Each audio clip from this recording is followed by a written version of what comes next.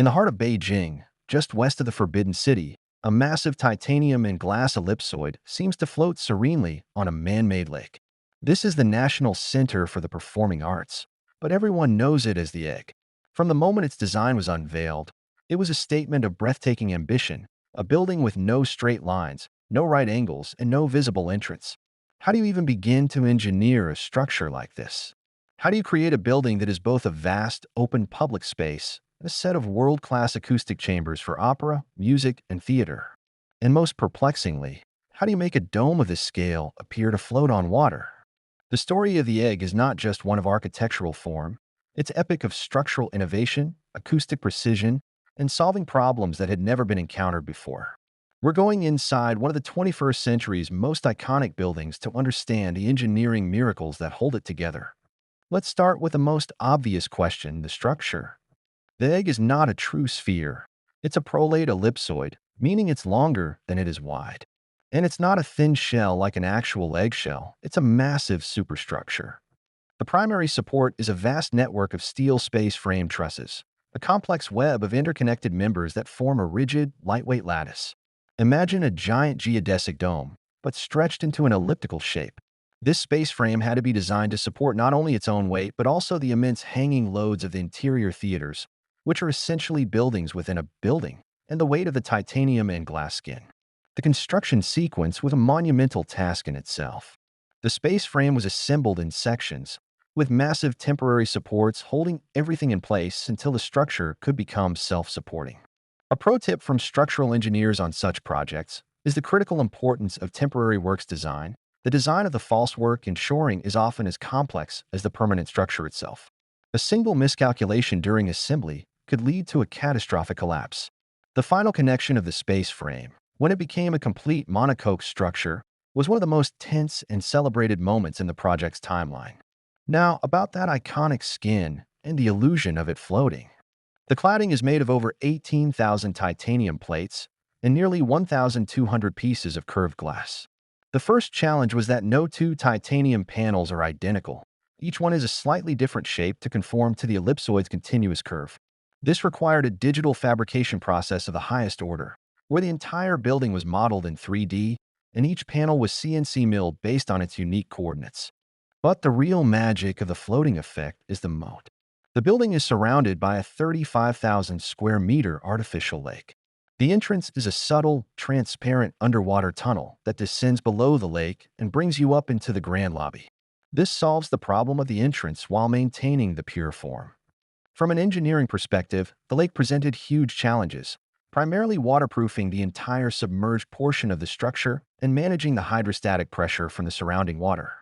The foundation had to act as a giant bathtub, perfectly sealed to prevent the lake from flooding the underground service areas and the entrance tunnels. Inside this vast shell, you find not one but three world-class performance venues: the Opera Hall, the Concert Hall, and the Theater Hall. These are not just rooms.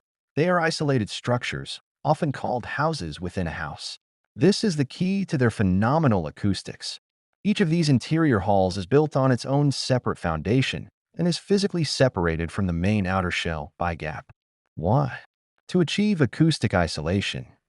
Without this separation, vibrations from the subway lines nearby and the noise of the city would travel directly through the structure and into the performance spaces, ruining the sound. The gap is filled with vibration-damping materials.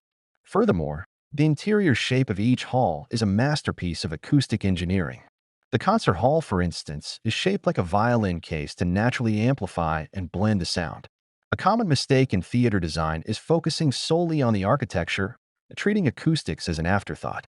Here, the acoustic consultants were involved from day one, and the forms of the halls are a direct result of sound propagation models. This is a perfect example of function dictating form on the inside, while a pure sculptural form defines the outside. Building a seal metallic ellipsoid in a city with Beijing's climate creates immense environmental challenges.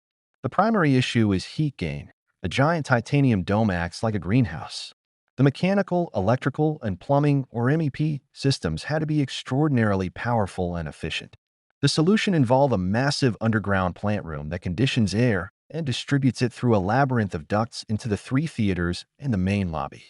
A major pro tip for sustainable design in such a building: is the use of thermal mass and displacement ventilation. While not a primary strategy here due to the glass roof, modern versions of such a design would likely integrate geothermal cooling or phase change materials to manage the internal temperature. Another critical challenge was fire safety. A single vast open space with a limited number of exits is a fire engineer's nightmare.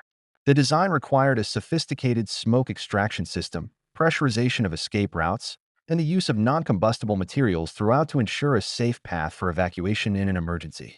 Every detail, from the finish on the walls to the fabric on the seats, was selected with fire performance in mind. In conclusion, the egg is far more than a beautiful sculpture. It is a highly complex and meticulously engineered machine for the performing arts.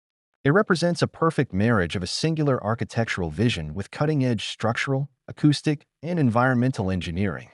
It challenged every convention of construction, and in doing so, created a new benchmark for what a cultural landmark can be. It shows us that the most simple and powerful forms often require the most complex and innovative engineering to bring to life. As with all projects of this nature, it is crucial to remember that this content is for educational purposes. The design and engineering of such a landmark require the collaboration of hundreds of licensed professionals over many years, adhering to the strictest international standards. The information presented is an overview of the principles and challenges involved. If you found this tour inside the egg fascinating and want to see us break down other architectural marvels like the Sydney Opera House or the Walt Disney Concert Hall, please show your support by liking this video and subscribing to the channel. Let us know in the comments what you think is the most impressive aspect of this incredible building.